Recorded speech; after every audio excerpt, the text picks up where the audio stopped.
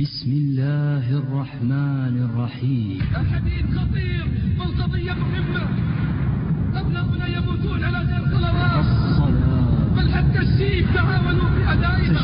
سألونا نصلي عليه أم لا نصلي؟ قلت ولماذا لا تصلون عليه؟ قالوا ما سجد لله سجدة من قبل. لم يتجاوز عدد الذين صلوا الفجر في جماعة من أبناء المسلمين في مدرسة في إعداد 800 طالب، 20 طالبا فقط، و780 بيت من بيوت المسلمين اتصفت بالنفاق.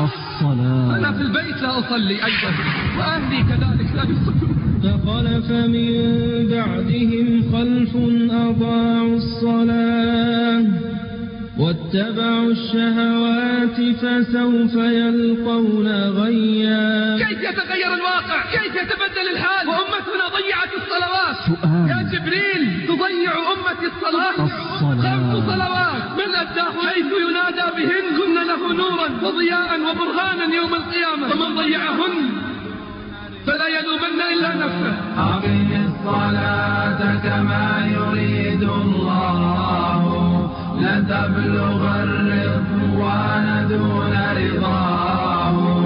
اتبع رسول الله. ضيعت الصلوات وارتكبت المحرمات، كيف يستقيم الحال وكيف يتربى المجتمع على الفضيلة إن لم يحافظ على الصلوات؟ أليست الصلاة هي التي تنهانا عن الفواحش والمنكرات؟ الصلاة نور. كيف تستطيع أن تسير في الظلمات؟ كثير يتخبطون، كثير يشتكون من الهموم والغموم، علاجهم الانضمام إلى صفوف المصلين. مآتي الشباب في كل مكان، وعلاجهم ادخلوا بيوت الرحمن، انضبطوا في صفوف المصلين. حق على الله من لقي الله وهو محافظ على هذه الصلوات دخل الجنة.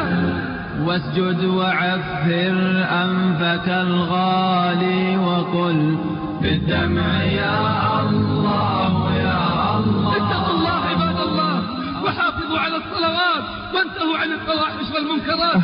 متى ستنضم إلى صفوف المصلين وستكون من الذين هم على صلاتهم دائمون، وستكون من الذين هم على صلاتهم يحافظون؟ متى ستستقيم وتعلم أن أعظم أمور الدين بعد توحيد الله المحافظة على الصلوات والمسارعة إلى المساجد والمحافظة على تكبيرات الإحرام؟ يا رب يا رب. رباه ما لي غير عفوك ملجأ، فاغفر لعبد تاب يا